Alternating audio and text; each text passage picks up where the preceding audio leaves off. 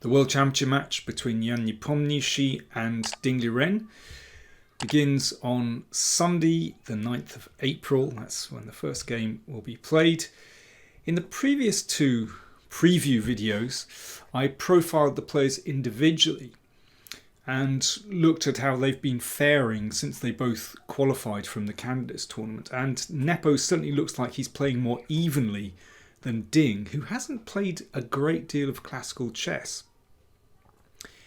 Ding had a poor result in the Total Steel tournament in January, 5.5 out of 13, but it's hard to know how significant that is. Was he holding back his prep? Perhaps he just, had his mind on the match and not on that tournament. So far, I haven't looked at their head-to-head score, so that's what I'd like to do in this video. So in classical chess, Nepo has won 3 games, Ding has won 2 games, and they've had 9 draws. By the way, some sources say 8 draws, but I don't know. Looking at my ChessBase Megabase, I think it's 9 draws. Anyway, 3-2 to Nepo and 9 draws. So Nepo's slightly ahead. I've looked at many of those games on this channel, so I'll provide links to those games if you want to have a look through them. I mean, they played some actually very adventurous games in the Candidates tournament. But there is a game that I haven't looked at yet on the channel, which I'd like to look at now. So this was played in Croatia, in Zagreb, as part of the Grand Chess Tour in 2019. And, I mentioned that Ding had success in the Candidates tournament, outplaying a lot of his opponents in long end games. But certainly in the past, Ding was well known for playing really adventurous chess and, grabbing the initiative. And, this is a very lively game anyway. So it's a classical game played in Zagreb in 2019. So g3 from Ding. He does like to play the English. He also plays d4 as well. And very often he likes to play with a fianchetto. Now, in their game in the Candidates tournament in Madrid, Nepo played c6 and they had this very sharp line. And Nepo, I think with some very nice preparation, got a nice initiative and managed to score a win in that first round.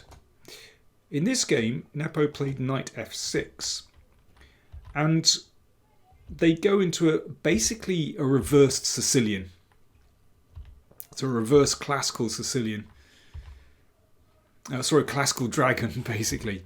Now, d3 would just be, d3 would be a classical dragon, basically, with colours reversed. But Ding went for d4, striking out in the middle straight away.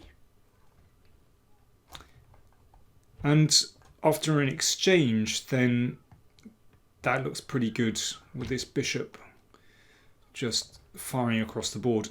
e4 played and knight e5. So there's a lot of action in the middle of the board straight away. So this pawn is attacked by the bishop, f5. And Ding takes the chance to exchange on c6 and damage these pawns. But these pawns look quite nice. Could be the start of a kingside attack, and the knight looks pretty good on d5 as well. Queen c2 from Ding, attacking that weak pawn on c6. And, black can play in various ways here. A big decision is, do you defend that pawn, or do you just give it up and go for quick development? So, one game has been played like this. Bishop e6, check, and king f7. Trying to get some compensation there. It's not so silly. But Nepo went for knight b4, attacking the queen and defending the pawn. Queen a4 and bishop d7. a3, knocking the knight back. And knight c3. And here Nepo played in a very ambitious way. I mentioned in the previous video how Nepo seems to have taken on a lot of lessons from his World Championship match against Carlsen, and has been playing over the past year very steadily indeed. But in this game we see him play really ambitiously. Now, I think it might be sensible here simply to castle. Now that does involve a pawn sacrifice. So for example, like this. But just saying, well, you know, black has pretty good activity here. And there's going to be play on these files. Bishop looks strong, that's one way. Or you could give up a pawn like this, king h8. And again, you're just playing for piece activity here. Black's pieces look pretty strong. You know, it's a really good central grip. Oh, potentially even f4 to attack. But instead of castles, Nepo goes for bishop d6. So he's moving that piece twice. And that gives Ding the chance to break by just chipping away at that centre. So really that has to be taken. So the bishop is now free. I mean, it has damaged White's pawns a little bit on the king side, and I think that's what Nepo was relying on, that he could make something of this.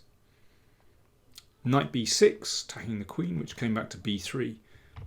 Now, of course, it means the knight can no longer be taken. However, there's a big consequence in that black cannot castle now. Queen f6, but I'm sure this was planned by Nepo.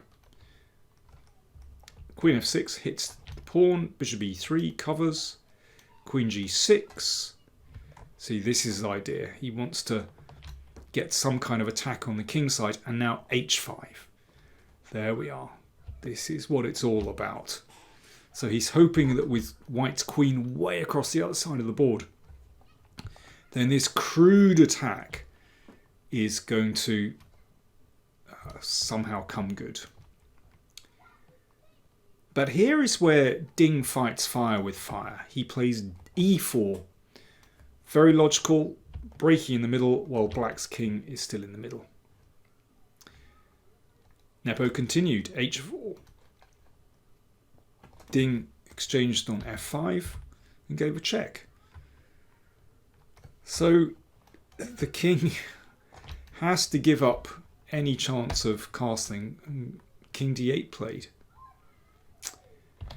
But I think we can see now that Nepo's dream of generating some kind of kingside attack is really just dissolving. The knight comes to an excellent position. The queen defends the bishop. The knight also defends that pawn on g3. So actually, White is pretty secure in this position. Queen g6. So hoping to perhaps build a little pressure here. But knight takes bishop. In fact, White's kingside is very secure. So how should Ding play from here? You know, there is still a chance of building up on the king side, but he plays really well now. Now, d5. So, obviously, black can't allow the position to open in the middle. Watch out for this one as well. So, c5. But here is the crucial follow-up. In fact, Ding manages to prise things open with a4. It's an excellent move. So, idea, a5, the knight goes back, and then the queen would be able to break through. If knight a4, here's the brilliant idea. Rook e6. Attacking the queen, attacking the pawn on d6, and if bishop takes, pawn takes, and that opens up the diagonal, hitting the rook, and of course the knight is also under attack. Therefore bishop takes pawn, attacking the queen. Queen a3. So what's the big idea behind this pawn sack? Basically just gains time. The bishop is now out of play. So rook e6 is now a threat with a double attack. That's one thing. So, you know, the bishop has been distracted from d7. And there's something else as well. So rook e8 play to discourage rook e6, and now b4. So this is the point. This second pawn comes into play to crack things open here. And black's position is just too shaky. Rook c8. Pawn takes pawn. Rook takes rook. Rook takes rook. Nepo exchanges on g3, but this is nice and secure. D takes c5. And, well, of course, we would like to take on c5, but g3 is vulnerable. Therefore, first king g2. Isn't that secure? And there's certainly no attack on the h-file now. Whereas black's king in the middle, it's pretty bad. So really white just needs to sort of aim, and surely black's king is just going to collapse. Queen c2. That pins the bishop. And now a nice switch over to the king side. Threatening mate in 1, that's not bad. Rook c7, now the queen comes in. So this is absolutely perfect. White's king totally secure. Black's king in massive trouble, staggering around in the middle. So there's, well, I think there are many threats here. d6 looks pretty good. A check looks pretty good. Rook d7, d6 anyway. So mate in 1 threatened again. Always a sign that things are probably taking a turn for the worst. King c8. And after rook h1, actually Nepo resigned. Again, mate in 1 is threatened because the bishop covers b7. And if the king steps to the side, check.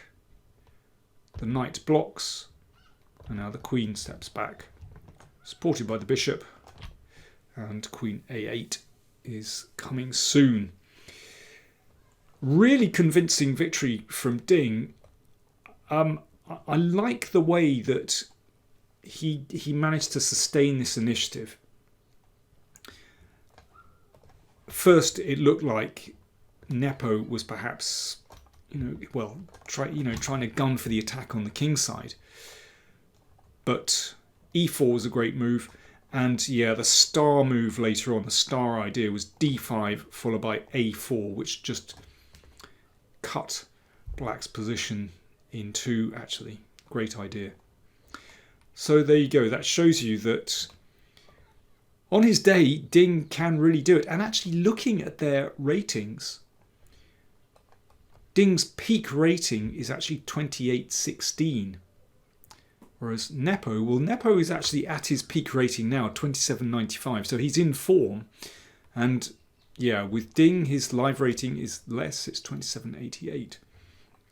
But he can do it. We know how dangerous he is. Just a few match details. Remember, it's 14 games. First 7.5 is the winner.